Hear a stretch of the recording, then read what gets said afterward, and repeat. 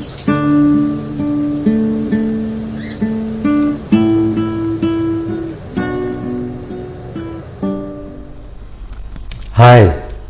salam sejahtera semuanya. Berjumpa kembali dengan saya Jerry Lubis di channel Jalan Lurus 911.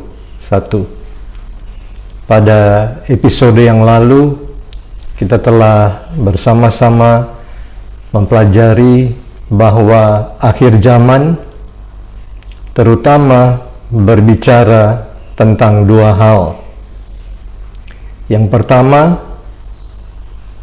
tentang waktu Tuhan yang digenapi, dan kali ini kita akan membahas tentang poin yang kedua, rencana Tuhan yang digenapi. Karena itulah dua hal yang terutama di akhir zaman menurut sudut pandang Tuhan, yaitu penggenapan waktu Tuhan dan penggenapan rencana Tuhan. Karena Tuhan adalah kuasa yang tertinggi dan Tuhan adalah kasih yang sempurna. Tuhan berdaulat untuk menentukan hasil akhir dari segala sesuatu. Dan akhir zaman hanya dapat kita pahami dengan benar dari sudut pandang Tuhan, yaitu firman-Nya, Alkitab.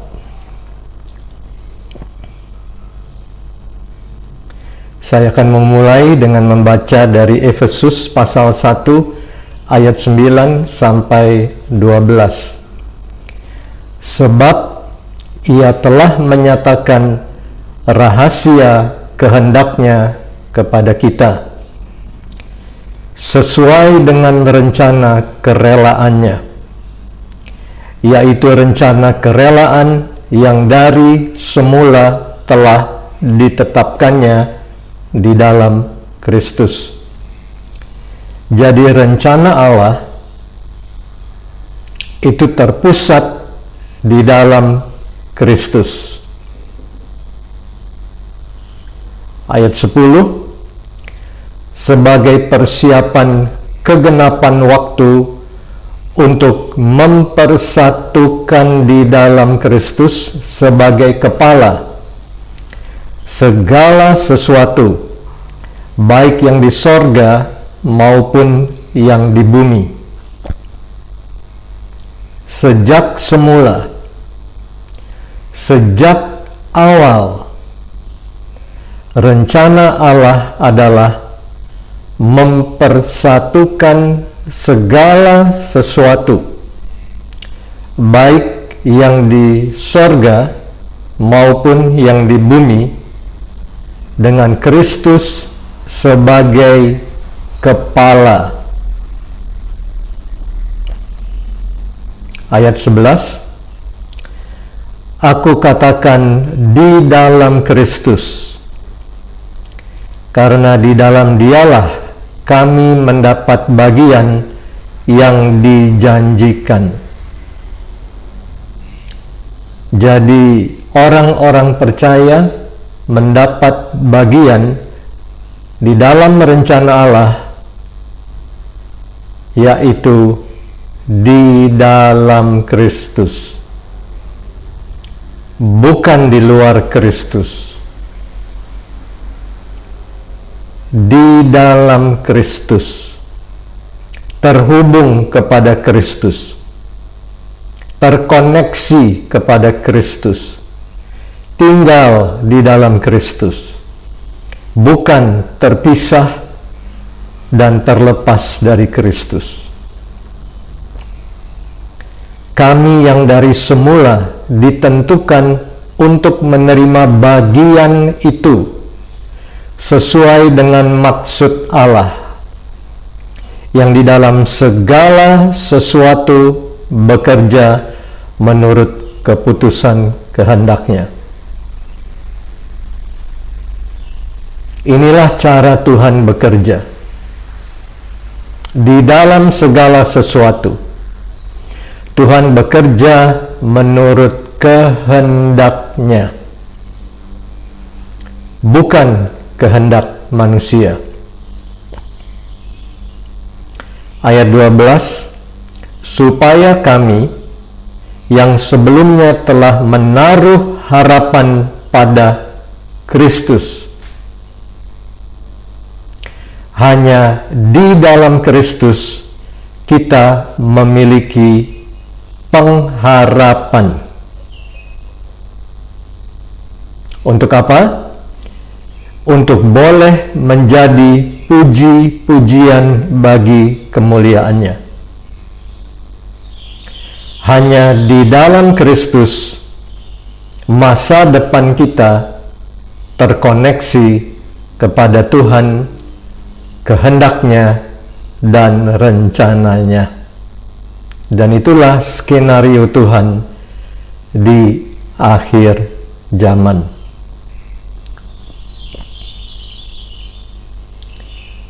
Sekarang saya akan baca Roma 11 ayat 36. Sebab segala sesuatu adalah dari Dia, dan oleh Dia, dan kepada Dia. Bagi Dialah kemuliaan sampai selama-lamanya. Tuhan adalah pencipta segala sesuatu. Segala sesuatu, termasuk Anda dan saya, ada karena Dia. Dan segala sesuatu ada untuk Dia. Ya, Anda, saya ada karena Dia. Bukan karena suatu kebetulan. Bukan karena suatu ketidaksengajaan yang sama sekali tidak jelas dan tidak benar. Bukan. Kita ada karena Dia. Dan kita ada untuk Dia. Tujuan hidup kita ada di dalam Dia. Dan segala sesuatu ada untuk Dia. Tuhan berdaulat dan berkuasa atas segala sesuatu. Dan Tuhan memiliki hak cipta dan hak milik atas seluruh ciptaannya. Jadi Tuhan layak dan pantas untuk dipuji, disembah, dan ditinggikan sampai selama-lamanya.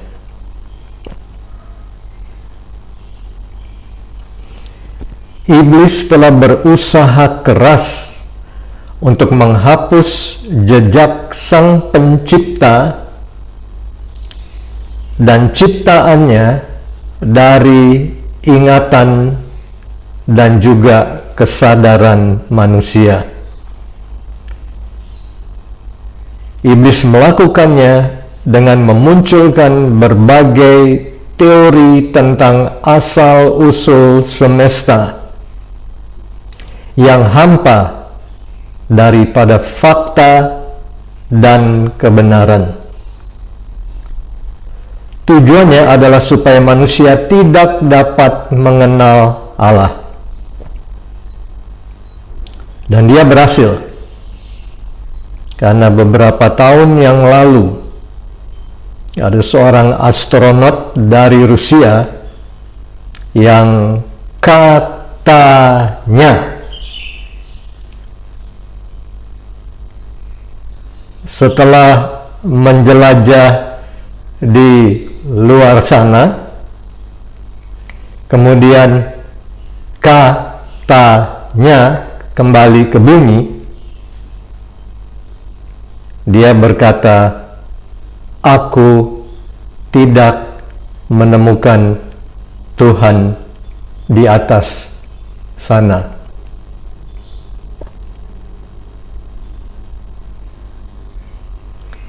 Cukup menarik bahwa ada orang-orang yang beranggapan bahwa dengan mengendarai roket bisa tiba di surga, tempat kediaman Tuhan, tempat takhta Tuhan. Tapi ternyata selalu salah alamat.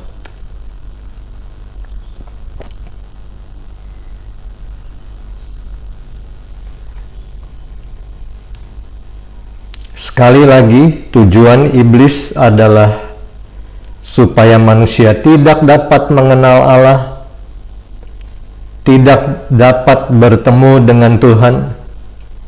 Jadi dengan demikian, tidak memiliki masa depan yang penuh pengharapan, karena tidak dapat mengambil bagian dalam kerajaan dan kemuliaan Tuhan yang di dalam Kristus telah Allah sediakan untuk setiap manusia yang mengasihi Dia.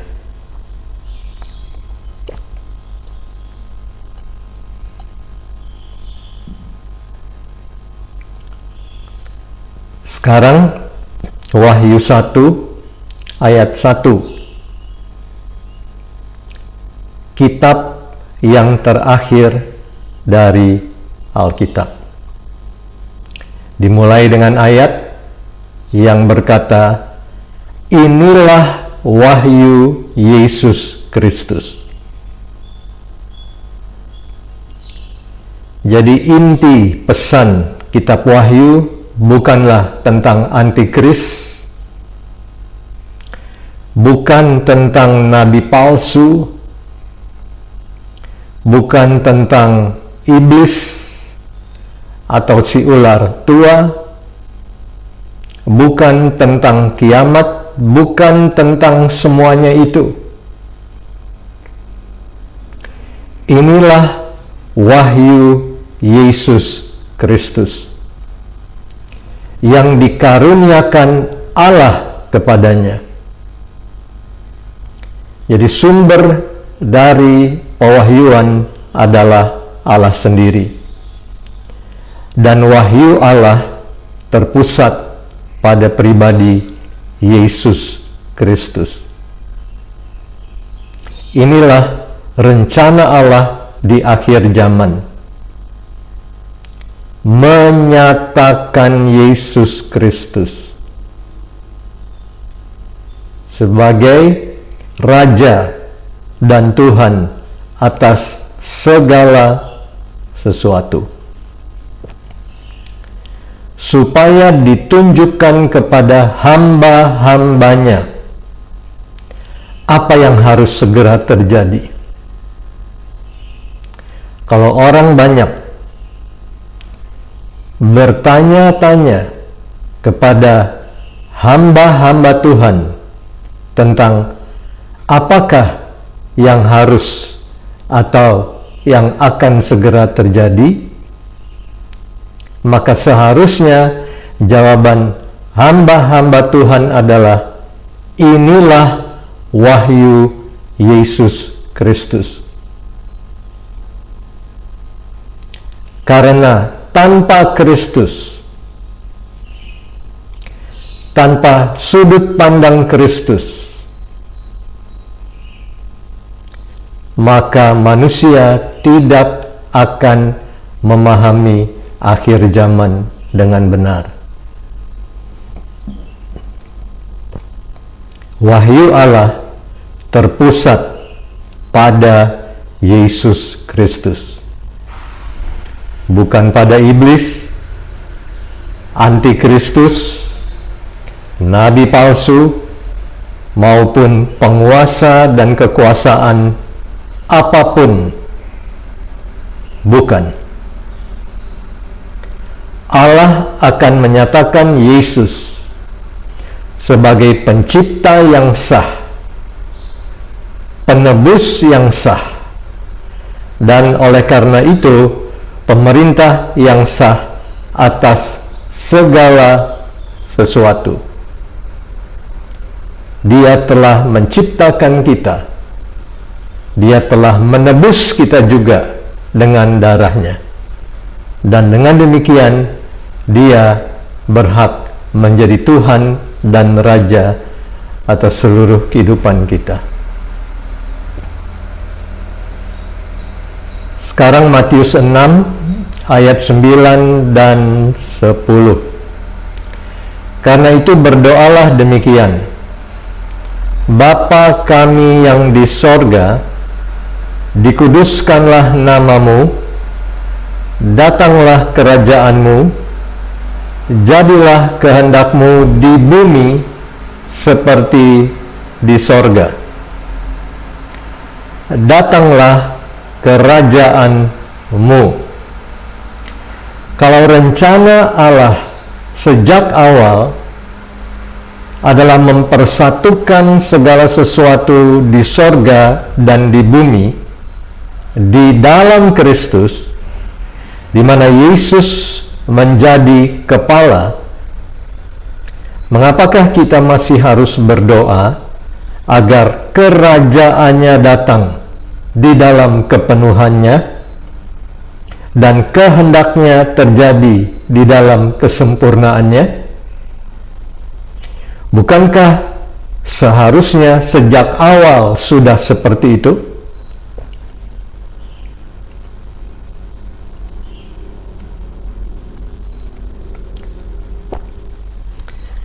Dari beberapa ayat di atas, kita dapat menyimpulkan dan memahami beberapa hal tentang rencana Tuhan.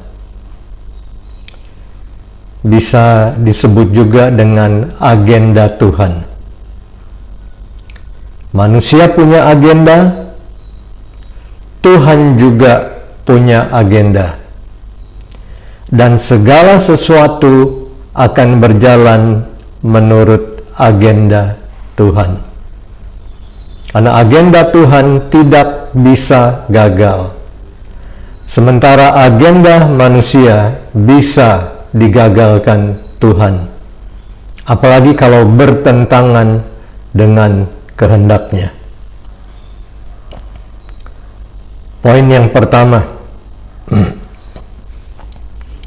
Rencana Tuhan berjalan menurut kehendaknya. Tak seorang pun dapat mengetahui kehendak Tuhan sampai Tuhan sendiri menyatakannya kepada manusia.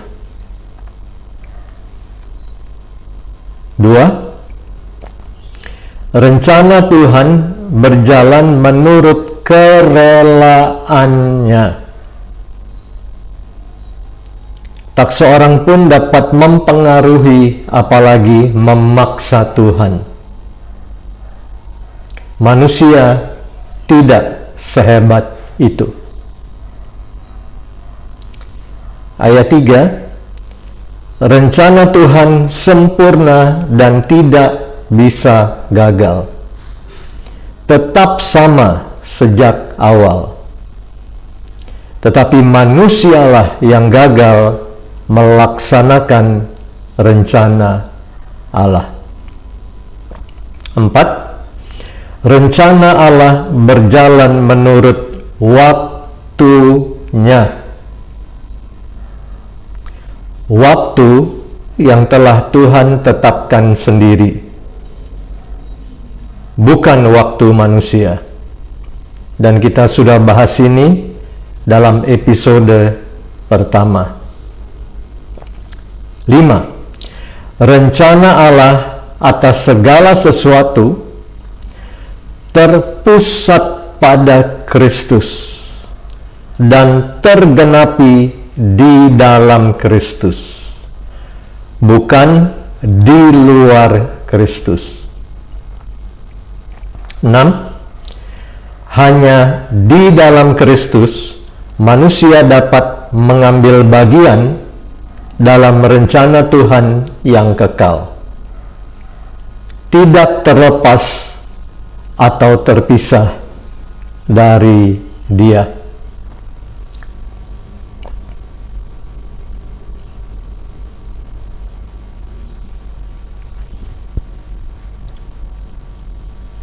Di dalam Kejadian 1 ayat 26 sampai 28, kita dapat melihat rencana Tuhan sejak awal.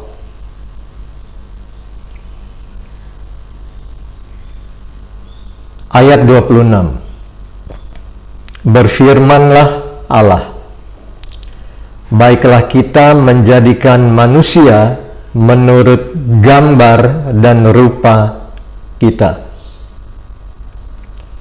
supaya mereka berkuasa atas ikan-ikan di laut dan burung-burung di udara dan atas ternak dan atas seluruh bumi dan atas segala binatang melata yang merayap di bumi. Manusia Tuhan ciptakan segambar dan serupa dengan Dia, bukan serupa dengan hewan, tapi serupa dengan Tuhan. Dan kemudian Tuhan mendelegasikan wewenang atau otoritas kepada manusia untuk berfungsi di bumi. Ayat 27, maka Allah menciptakan manusia itu menurut gambarnya. Menurut gambar Allah diciptakannya dia. Laki-laki dan perempuan diciptakannya mereka. Saya ulangi, laki-laki dan perempuan diciptakannya mereka.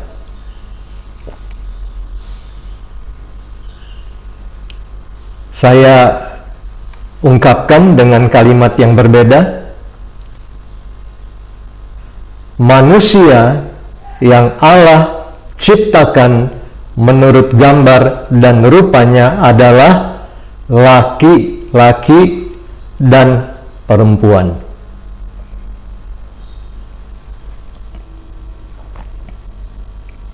Ayat 28. Setelah itu Allah memberkati mereka.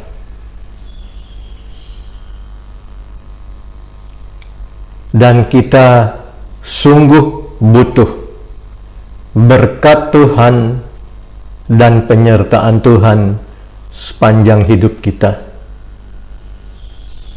Lalu Allah berfirman kepada mereka, beranak cuculah dan bertambah banyak. Penuhilah bumi dan taklukkanlah itu. Yang harus dipenuhi adalah bumi. Di kitab Kejadian tidak ada instruksi dari Tuhan untuk memenuhi sesuatu yang lain. Dari awal rencana Tuhan untuk manusia adalah bumi. Jadi jangan salah alamat. Taklukkanlah itu, bumi. Berkuasalah atas ikan-ikan di laut dan burung-burung di udara dan atas segala binatang yang merayap di bumi. Mengapa dari tadi kita tidak membaca perintah Tuhan kepada Adam dan Hawa untuk berkuasa atas manusia lain?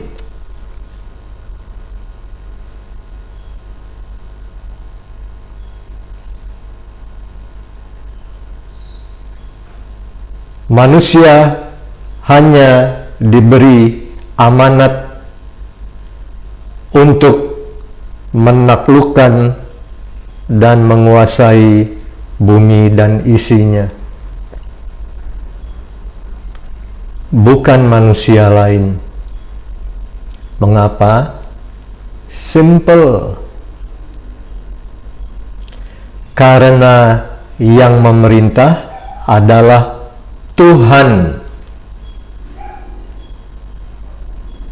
Tuhan adalah Raja. Dia yang memerintah.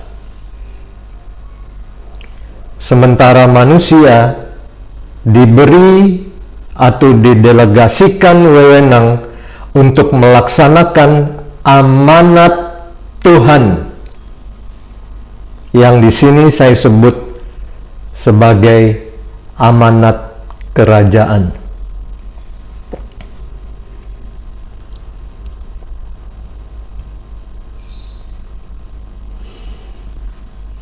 Di dalam Matius 22 ayat 37 sampai 40 kita dapat temukan apa yang disebut dengan the Great Commandment atau perintah agung.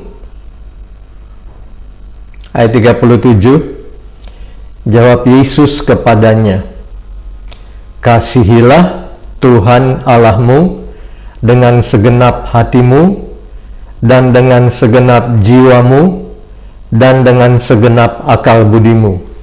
Lengkap. Hati ada, jiwa ada, akal budi juga ada. Tidak hanya dengan hati, lalu akal budi ditinggalkan di dalam laci. Lengkap, utuh. Kasihilah Tuhan Allahmu dengan seutuh, dengan seluruh hidupmu, bukan secara terbelah-belah atau terpisah-pisah.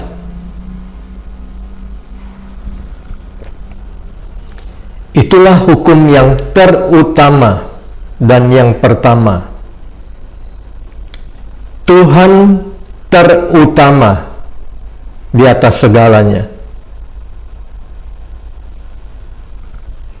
Ayat 39, dan hukum yang kedua yang sama dengan itu ialah kasihilah sesamamu manusia seperti dirimu sendiri. Pada kedua hukum inilah tergantung seluruh hukum Taurat dan kitab para nabi, termasuk kitab Kejadian. Jadi perintah Tuhan yang berkaitan dengan sesama manusia adalah kasihilah sesamamu manusia. Bukan kuasailah, kendalikanlah, tindaslah, tekanlah, binasakanlah sesamamu manusia. Itu bukan amanat kerajaan.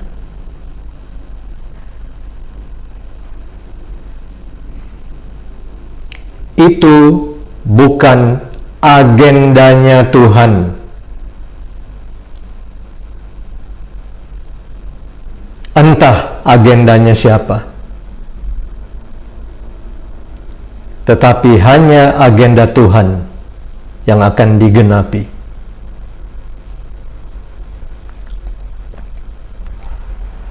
Di dalam Kolose 3 ayat 13, sabarlah kamu seorang terhadap yang lain, dan ampunilah seorang akan yang lain. Apabila seorang menaruh dendam terhadap yang lain, sama seperti, dan kata ini kuat sekali, artinya ini ukurannya, sama seperti Tuhan telah mengampuni kamu. Kamu perbuatlah juga demikian.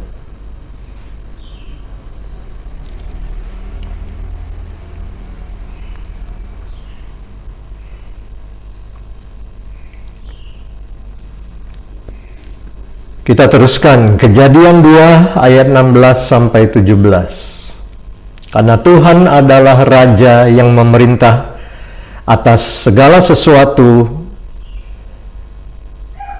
dan manusia, maka Tuhan Allah memberi perintah kepada manusia.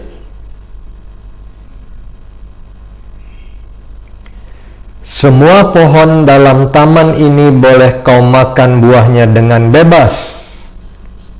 Semua pohon.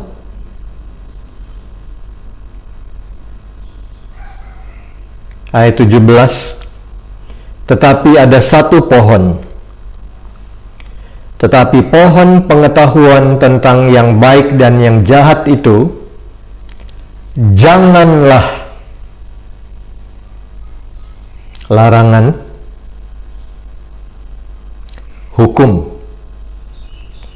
janganlah kau makan buahnya, sebab pada hari engkau memakannya, pastilah engkau mati.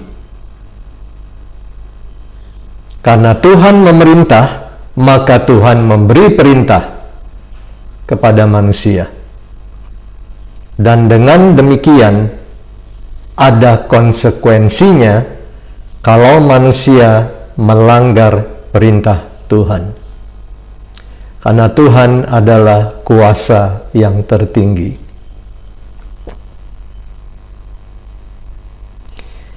Jadi Tuhan memberikan perintah kepada manusia, karena Tuhanlah yang memerintah atas manusia dan bahkan atas segala sesuatu.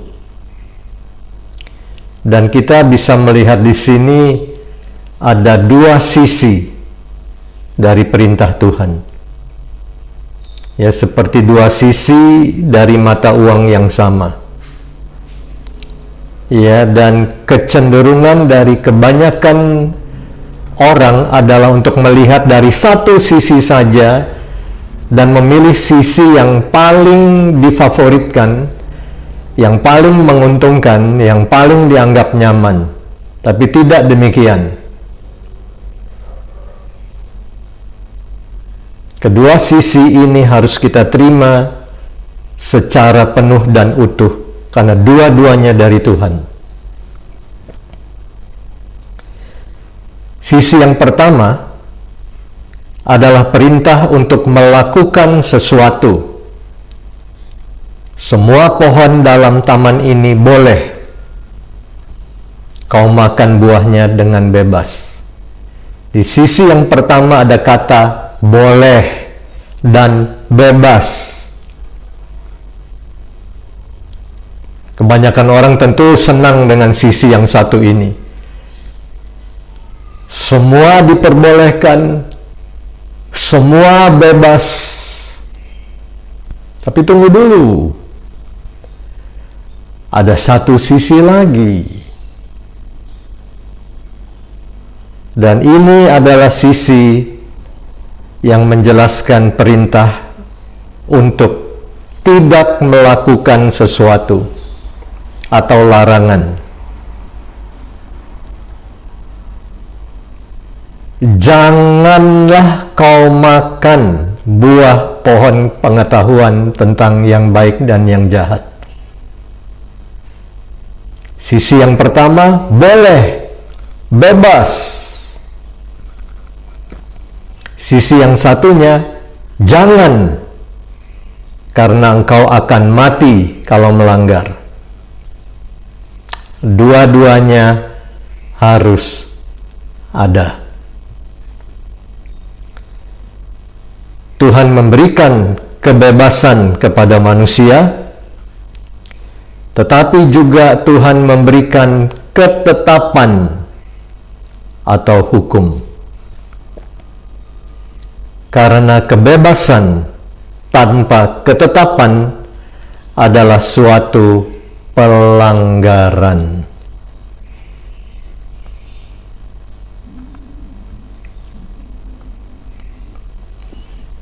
Di dalam Yohanes 1 ayat 14, Firman itu telah menjadi manusia, berbicara tentang Yesus, dan diam di antara kita, dan kita telah melihat kemuliaannya. Seperti apakah kemuliaan Allah? Lihat Yesus, yaitu kemuliaan yang diberikan kepadanya sebagai anak tunggal Bapa. Artinya setara, sehakikat dengan Bapa. Penuh kasih karunia dan kebenaran. Kita melihat dua sisi ini lagi. Kasih karunia, boleh, bebas. Kebenaran, lakukan, jangan lakukan, ada konsekuensi. Karunia, kasih karunia, yang kita sebut juga anugerah. Kasih karunia dan kebenaran tidak terpisahkan. Keduanya satu. Kita tidak bisa memfavoritkan hanya salah satu saja. Kalau selembar uang salah satu sisinya dihapus, apakah uang itu masih berlaku? Kasih karunia tanpa kebenaran akan menjadi legalitas untuk melakukan berbagai hal yang tercela, termasuk perbuatan yang melanggar hukum. Sementara kebenaran tanpa kasih karunia adalah legalisme yang menundukkan orang-orang di bawah kehendak dan peraturan seseorang atau kelompok orang tertentu. Kedua-duanya harus menjadi satu. Kasih karunia dan kebenaran, baru kita dapat bertumbuh dengan sempurna di dalam Yesus.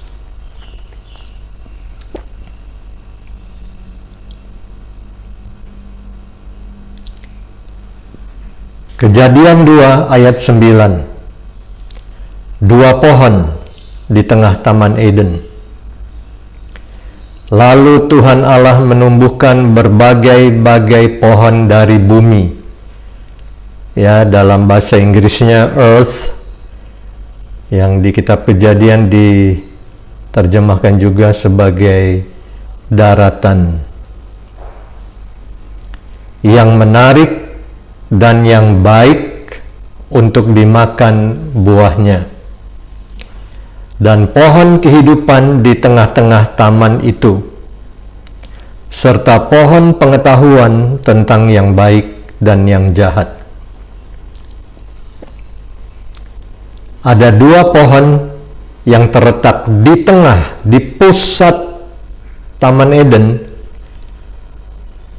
yang disebut namanya di sini.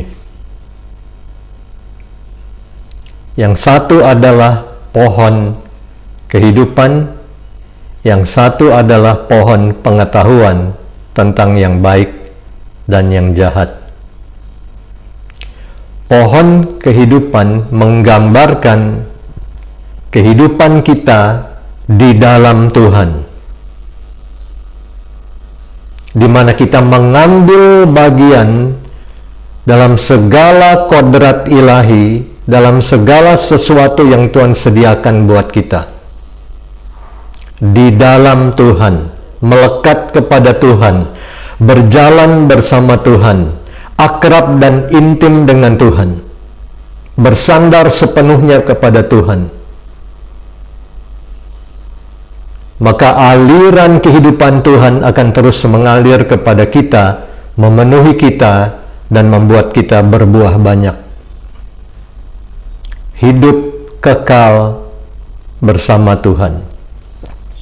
Pohon yang satunya menggambarkan kehidupan manusia yang terlepas dari Tuhan, terpisah, tercerai, independen dari Tuhan, dan akan berakhir dengan kebinasaan dan kematian. Karena kehidupan hanya berasal dari Tuhan.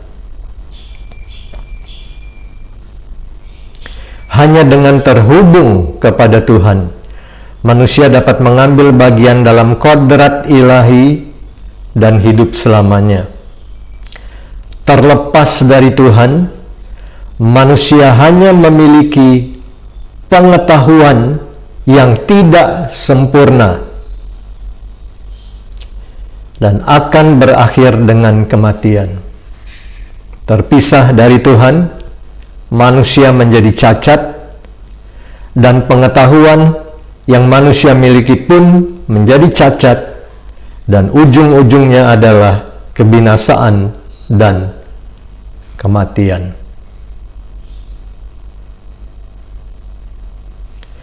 Kalau iblis ingin membinasakan manusia, maka seharusnya dia memakai cara ini, memisahkan manusia dari Tuhan.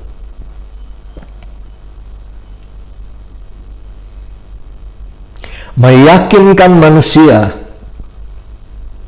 bahwa menjadi independen dari Tuhan, menjadi seperti Allah, adalah kehidupan yang luar biasa. Manusia akan jadi seorang penguasa dan penentu atas hidupnya sendiri. Tidak perlu tunduk kepada hukum Tuhan, bikin hukum dan peraturan sendiri. Dan yang luar biasanya, manusia berasumsi bahwa pengetahuannya itu lebih tinggi dari pengetahuan Tuhan. Bahwa pikiran manusia lebih tinggi dari pikiran Tuhan. Saya masih harus menjumpai satu manusia saja yang tahu semua, yang tahu segala sesuatu.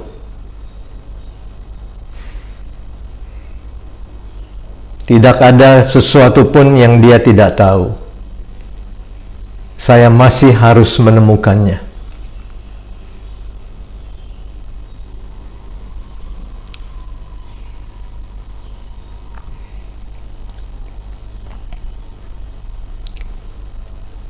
Di dalam Yohanes pasal 15 ayat 5, 7 dan 8 kita dapat melihat prinsip hidup manunggal dengan Tuhan ini.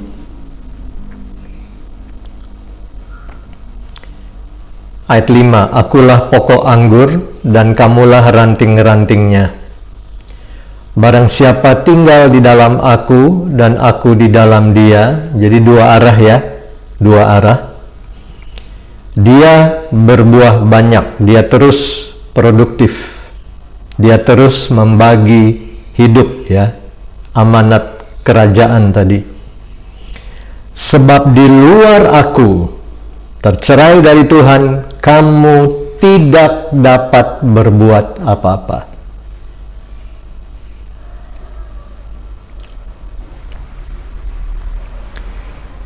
Ayat 7, jikalau kamu tinggal di dalam aku dan firmanku tinggal di dalam kamu, dua arah.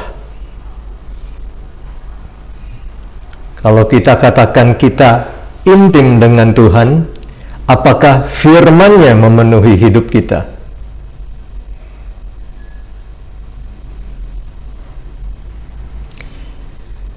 Mintalah apa saja yang kamu kehendaki, dan kamu akan menerimanya. Syaratnya, tinggal tetap terus konsisten di dalam Tuhan, dan firman Tuhan tinggal di dalam kita.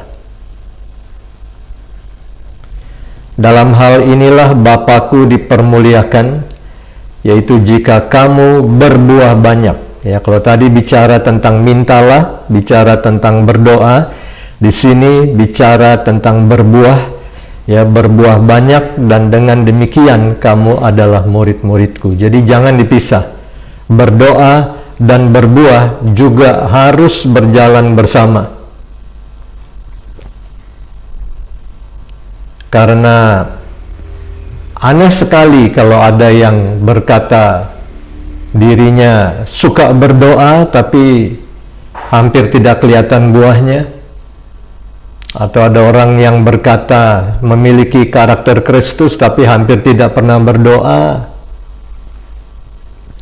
Lumayan aneh.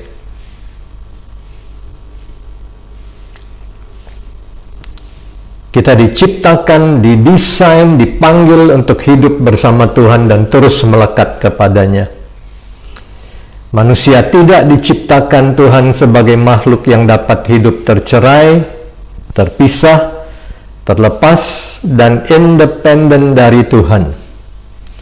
Manusia diciptakan Tuhan untuk hidup bersama Tuhan dan bergantung sepenuhnya kepada Tuhan. Bergantung kepada Tuhan bukan suatu kelemahan, tetapi justru suatu kekuatan, bukan suatu tindakan irasional, tetapi justru suatu tindakan yang sangat-sangat rasional.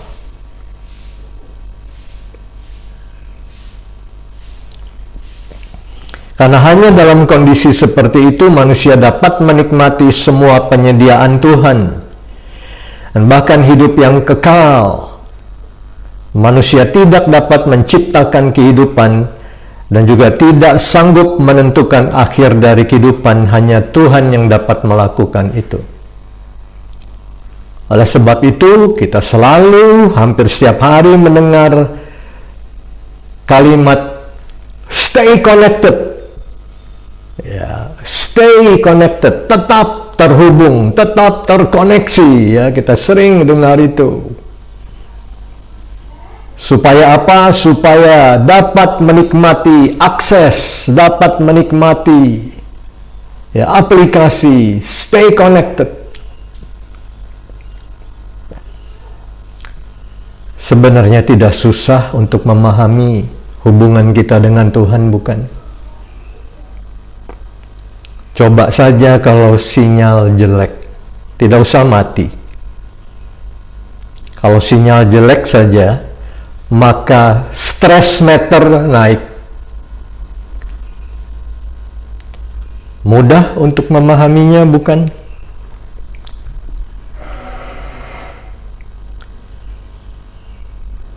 Kejadian 3 ayat 4 dan 5. Mari kita lihat apakah iblis akan menggunakan strategi yang paling jitu, ingin menghancurkan manusia, pisahkan manusia dari Tuhan, dan yakinkan manusia dia bisa jadi Allah, independen dari Tuhan, menyaingi Tuhan. Kalau bisa mengkudeta Tuhan, bukankah iblis juga mencobanya? Berhasilkah iblis? Kalau iblis saja tidak berhasil, apakah manusia bisa berhasil? Anda menjawab sendiri.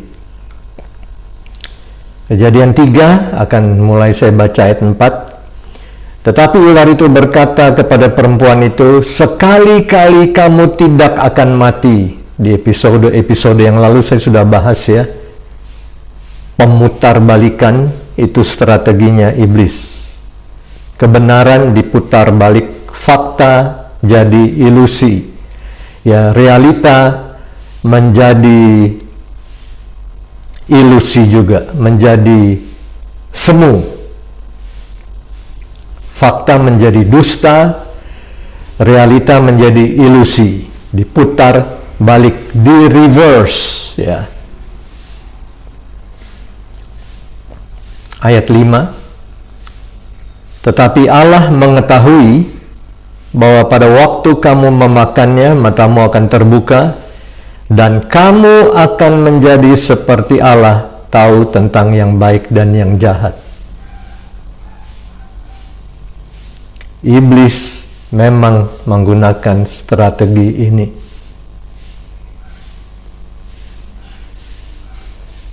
Mencoba menggoda manusia untuk meyakinkan manusia dia bisa menjadi Allah sendiri. Dia bisa menjadi makhluk yang berkuasa atas segala sesuatu dan menjadi objek penyembahan. Apakah ada sesuatu yang lebih menggiurkan daripada itu?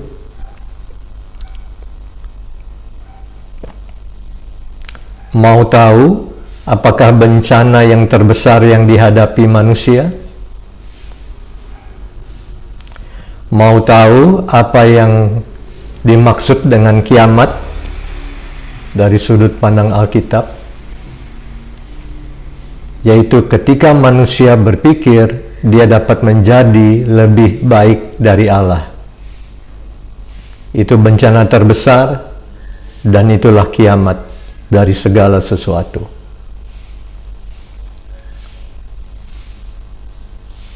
Iblis mencoba dan berhasil. Roma 5:12. Sebab itu sama seperti dosa telah masuk ke dalam dunia, berarti tadinya tidak ada, tetapi karena manusia taat dan takluk kepada perkataan iblis, maka manusia jatuh di dalam dosa karena telah melanggar satu-satunya larangan Tuhan. Jangan makan buah pohon pengetahuan tentang yang baik dan yang jahat. Isunya di sini bukan sekedar memakan buah dari sebuah pohon.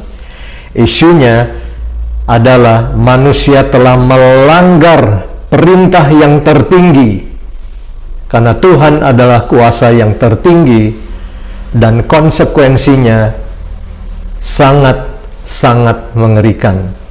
Dosa masuk ke dalam dunia, dan oleh dosa itu juga maut. Berarti tadi juga maut tidak ada di dalam dunia. Demikianlah maut itu telah menjalar kepada semua orang, ya, termasuk kepada orang-orang yang membuat teori tentang jelajah waktu, ya, untuk menipu dan menghindari maut dengan menjelajah waktu mundur ke belakang. Tetapi di sini dikatakan maut itu telah menjalar kepada semua orang. Saya juga belum pernah menjumpai orang yang bisa luput dari maut, termasuk beberapa orang yang menciptakan teori jelajah waktu.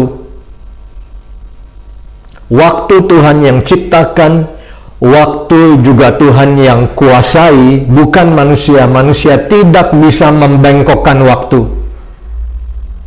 Waktu di tangan Tuhan. Manusia dikurung oleh waktu.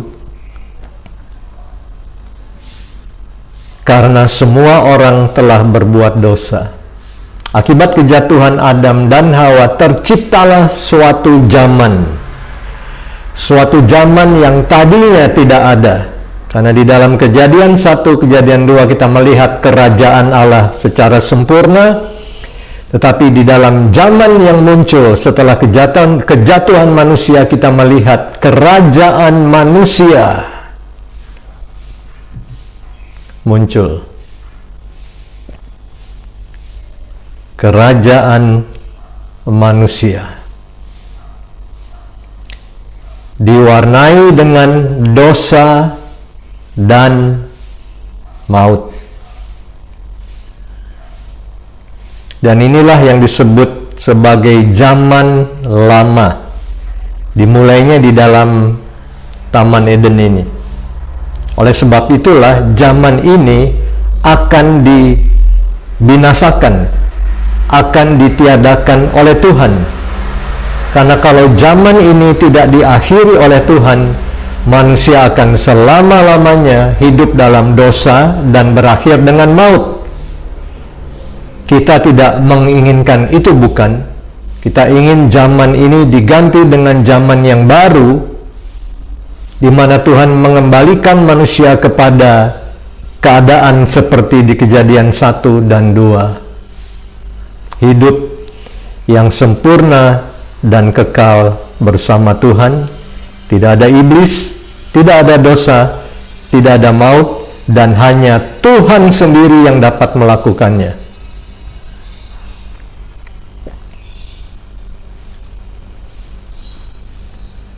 Sejak saat itu terjadi kontras dan konflik antara kerajaan Allah versus kerajaan manusia. Di dalam Matius 20 ayat 25 sampai 28. Tetapi Yesus memanggil mereka lalu berkata, "Kamu tahu bahwa pemerintah bangsa-bangsa memerintah rakyatnya." Beda ya dengan kitab Kejadian 1 dan 2. Tuhan memerintah manusia. Tapi setelah manusia jatuh dalam dosa, muncul ini, pemerintah bangsa-bangsa, plural. Ya, ada kedaulatan bangsa-bangsa. Jadi kalau nanti suatu saat muncul seorang world leader, penguasa dunia, antikristus yang terakhir, yang paling jahat, maka ada satu orang yang mendapatkan kedaulatan atas bangsa-bangsa. Pemerintah bangsa-bangsa memerintah rakyatnya dengan tangan besi. Kesemena-menaan dan pembesar-pembesar menjalankan kuasanya dengan keras, dengan seenaknya atas mereka. Ayat 26, tidaklah demikian di antara kamu. Beda. Barang siapa ingin menjadi besar di antara kamu, hendaklah ia menjadi pelayanmu. Dan barang siapa ingin menjadi terkemuka di antara kamu, hendaklah ia menjadi hambamu. Sama seperti Anak Manusia datang bukan untuk dilayani, melainkan untuk melayani dan untuk memberikan nyawanya menjadi tebusan bagi banyak orang. Amanat kerajaan Allah.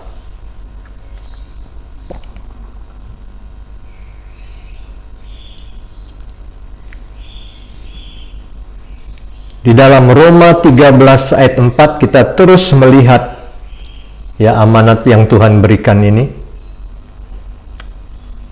Karena pemerintah, ini berbicara tentang pemerintah bangsa-bangsa tadi. Ada lagi pemerintah dan penguasa di udara, penguasa kerajaan angkasa. Kita akan bahas di lain waktu nanti. Karena pemerintah adalah hamba Allah. Saya coba search di Alkitab saya, kata wakil Allah saya tidak temukan. Wakil manusia ada. Jadi saya search lagi, kali ini kata wali Allah saya tidak temukan juga. Coba Anda yang search, siapa tahu Anda lebih beruntung dari saya. Tetapi yang pasti dan yang jelas di sini dikatakan pemerintah adalah hamba Allah, tunduk kepada perintah, tunduk kepada hukum dan firman Tuhan. Hamba Allah dengan tujuan untuk kebaikan orang-orang dan rakyat yang dipimpinnya. Itu ketetapan Allah untuk pemerintah bangsa-bangsa. Tetapi jika engkau berbuat jahat, takutlah akan dia, karena tidak percuma pemerintah menyandang pedang. Ya, kalau orang berbuat jahat, itu salah, itu pelanggaran, patut takut dikenakan hukum. Pertanyaannya, bagaimana kalau bukan rakyat yang berbuat salah, tapi pemimpin, penguasa, pemerintah yang berbuat jahat? Karena ya, episode itu ada di sepanjang sejarah manusia. Ketidakadilan, penindasan dan sebagainya itu mewarnai sejarah manusia selama beribu-ribu tahun. Bukan sesuatu yang baru.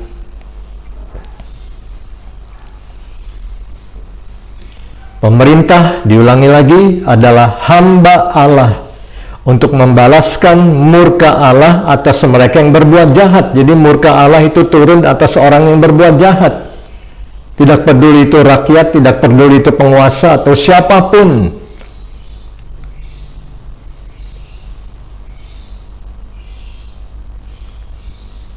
Saya teringat, atau saya baru saja membaca tentang peristiwa pada zamannya Musa,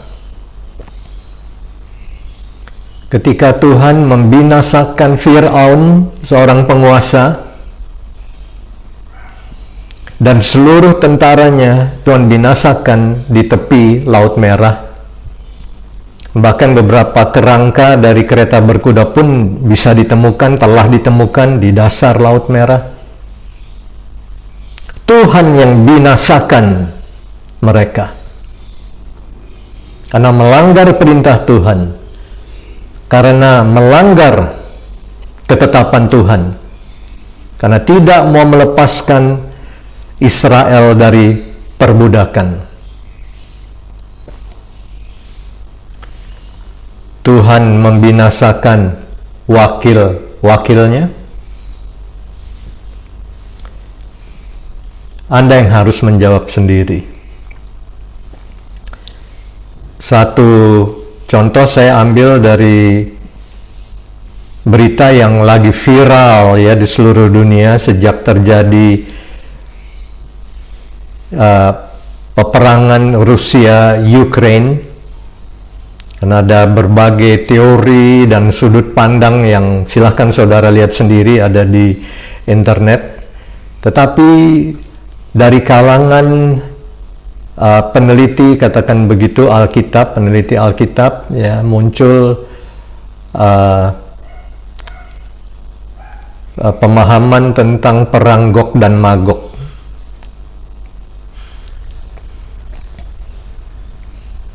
Jadi saya ambil salah satu contoh dari situ, ya, Gog dan Magog dari kitab Yehezkiel 39.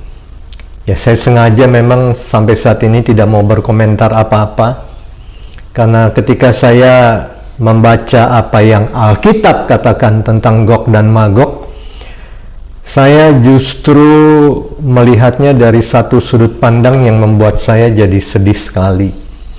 Ya, karena sementara begitu banyak orang hanya melihatnya dari sudut pandang bangsa bangkit melawan bangsa, ya, di mana salah satu konotasinya bisa saja ada unsur adu domba di situ, divide and conquer, ya, pecah belah kemudian taklukkan, ada agenda, ada propaganda tertentu di situ, dan itu banyak yang viral lah begitu ya. Tapi saya melihat satu sudut pandang yang membuat saya sedih. Saya ambil ayat ini ya, Yehezkiel 39 ayat 4. Di atas gunung-gunung Israel, jadi wilayah geografisnya jelas ya, di mana peristiwa atau peperangan ini akan terjadi itu jelas sekali. di atas gunung-gunung Israel, jadi belum kan? Engkau akan rebah, ya. Nah ini aliansi yang disebut Gog Magog ini, aliansi ini yang jumlahnya sangat besar akan rebah dengan seluruh bala tentaramu, semuanya, beserta bangsa-bangsa yang menyertai engkau. Jadi saya tidak bisa bayangkan jumlah besar ini seperti apa. Tetapi firman Tuhan katakan akan merebah. Siapa yang akan merebahkan jumlah kekuatan yang besar seperti ini? Israel? Kita baca dulu. Dan engkau akan kuberikan, kata akan kuberikan huruf besar, akan kuberikan kepada burung-burung buas dari segala jenis dan kepada binatang-binatang buas menjadi makanannya. Jadi sekarang kita mengerti siapa yang menghabiskan aliansi ini, jumlah pasukan yang besar ini.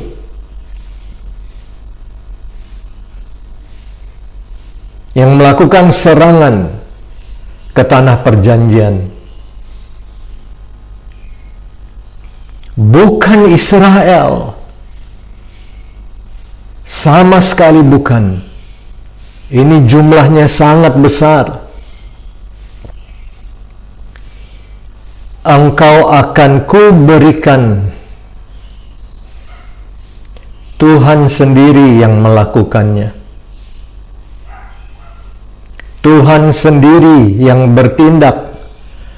Tuhan sendiri yang menghabiskan jumlah tentara dan jumlah kekuatan sebesar ini. Jumlah manusia sebanyak ini. Tuhan sendiri. Dan itulah yang membuat saya sangat sedih.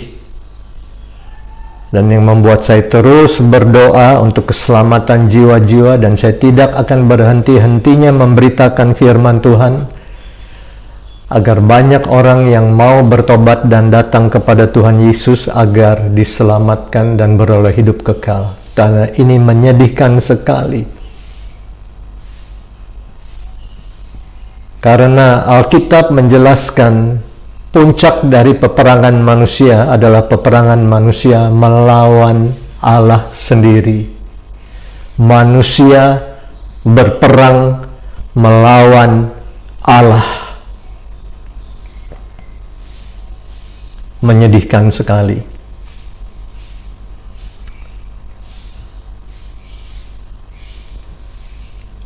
Dan salah satu peperangan yang terakhir, salah satunya itu terdapat di Wahyu 19 ayat 20. Ketika hal yang sama terulang kembali.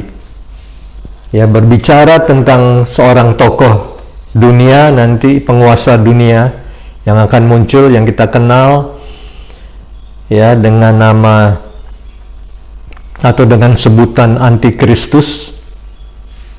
Dan kemudian ada satu lagi yang bernama Nabi palsu, ya, bisa kita lihat itu dalam Wahyu 19 ayat 20 mengatakan keduanya dilemparkan hidup-hidup ke dalam lautan api yang menyala-nyala oleh belerang. Siapa yang punya kuasa untuk melemparkan manusia hidup-hidup ke dalam lautan api? Dan itulah kebinasaan kekal, lautan api. Ini bukan tempat penampungan sementara, ini adalah kebinasaan kekal. Nah, yang menyedihkan kalau saya baca ayat-ayat sebelumnya,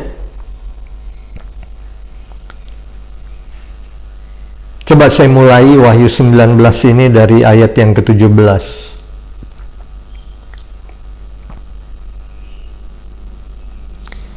Lalu aku melihat seorang malaikat, satu malaikat surga. Jadi malaikat surga ini dahsyat sekali. Tidak seperti yang ditunjukkan di dalam film-film sekuler yang sama sekali bertolak belakang.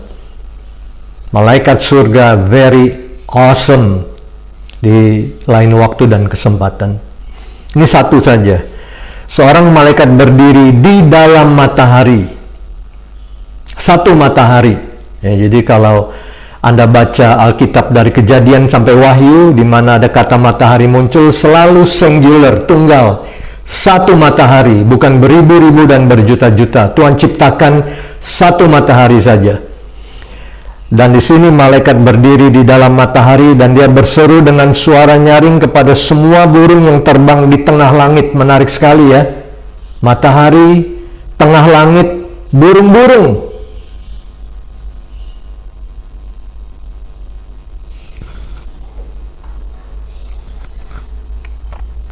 Pikirnya berjuta-juta kilometer. Katanya, marilah ke sini dan berkumpullah untuk turut dalam perjamuan Allah, perjamuan yang besar. Perjamuan Allah. Perjamuan yang besar.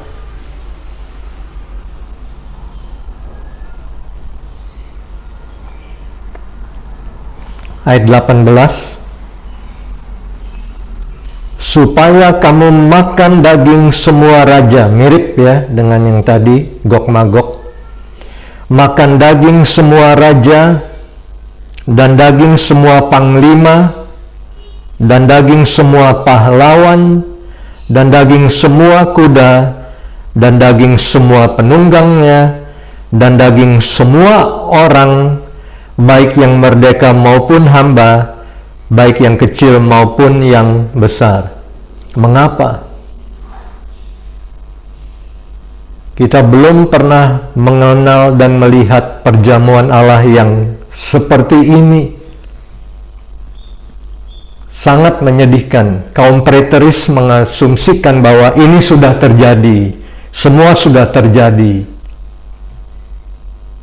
Really? Ada catatan sejarahnya kalau ini sudah pernah terjadi yang seperti ini, yang skalanya sebesar ini. Ada fakta sejarahnya.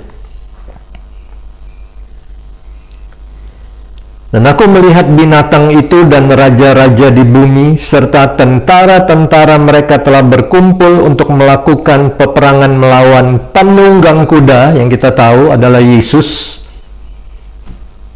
yang turun dari sorga, datang kembali ke bumi. Melawan penunggang kuda itu dan tentaranya. Ini yang membuat saya sangat enggan membahas peperangan di akhir zaman. Karena bangsa bangkit melawan bangsa, kerajaan melawan kerajaan. Itu Yesus sebut di Matius 24 sebagai permulaan penderitaan. Permulaannya, the beginning, tetapi endingnya, endgame-nya menyedihkan sekali. Bukan bangsa melawan bangsa, manusia melawan Allah. Kerajaan manusia versus kerajaan Allah. Sungguh sangat menyedihkan.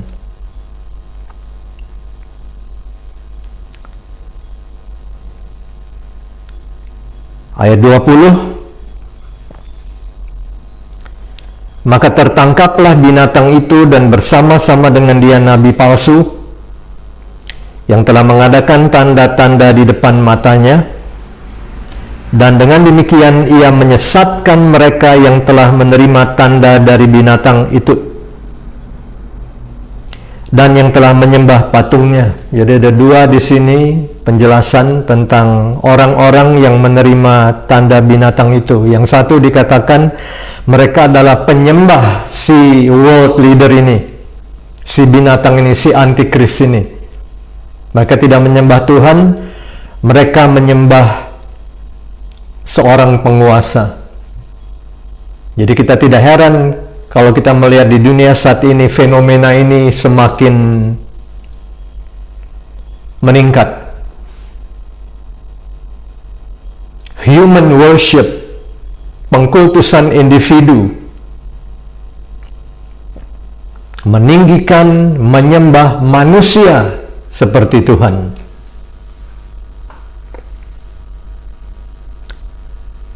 Dan kedua dikatakan orang-orang yang menerima tanda binatang ini adalah orang-orang yang tersesat. Mengapa mereka menerima tanda binatang? Karena deceived, tertipu, tersesat, tidak memahami, tidak mengerti.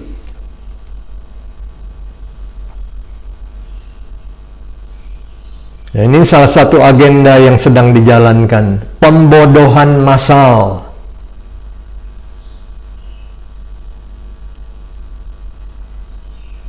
Membuat orang tidak mengerti tentang rencana Tuhan, keputusan Tuhan, firman Tuhan, sehingga dapat disesatkan. Tentu saja kita berdoa dan berharap bahwa pembodohan massal tidak terjadi di dalam gereja Tuhan.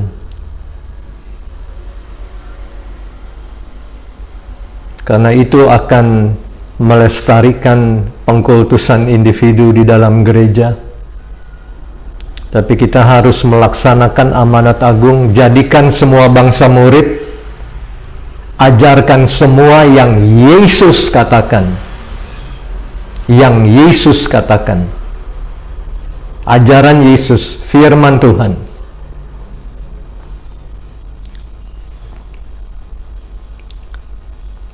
Ayat 21, dan semua orang lain dibunuh dengan pedang yang keluar dari mulut penunggang kuda itu. Ya, firman Tuhan itu sering diumpamakan seperti pedang bermata dua yang tajam, yang dapat memisahkan roh dan jiwa, tulang dan sumsum. Firman Tuhan yang menciptakan segala sesuatu juga memiliki kuasa untuk mengakhiri segala sesuatu. Tuhan adalah kuasa yang tertinggi. Menyedihkan, jadi ya, saya masih enggan saudara berkomentar tentang bangsa bangkit melawan bangsa. Saya berdoa saja agar banyak yang diselamatkan. Nah, seorang bangsawan, ya, kalau di Inggris disebut dengan gelar ini Lord, ya, tapi saya tidak, ya. Saya tidak menyebut manusia dengan gelar Lord, hanya Jesus is Lord, itu yang saya akui, jadi saya sebut saja namanya, ya, Emmerich Edward Dolber Acton, ya. Jadi Bapak Acton ini yang hidup di tahun 1834 sampai 1902, ini mengucapkan sesuatu, ya, membuat suatu quote yang sangat terkenal sampai sekarang, tetapi juga sangat-sangat akurat dan mendeskripsikan apa yang baru saja kita bicarakan. Dia mengatakan, all power tends to corrupt and absolute power corrupts absolutely. Ya, segala bentuk kekuasaan itu cenderung untuk merusak manusia. Tanpa Tuhan, manusia tidak bisa menghandle kekuasaan. Manusia akan terobsesi dengan kekuasaan dan kekayaan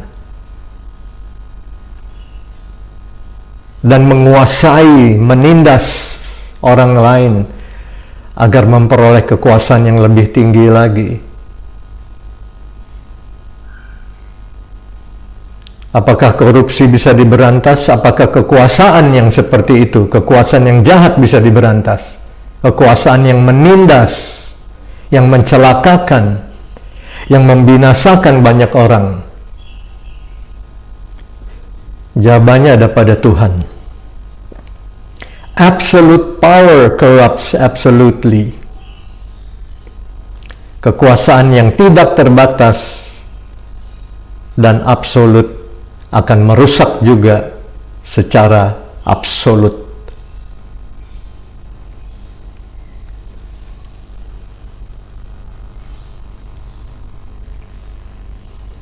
Oleh karena itulah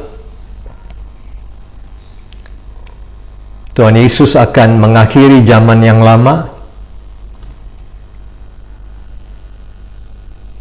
yang penuh dengan dosa, kutuk, maut, dan berbagai hal yang jahat dan keji,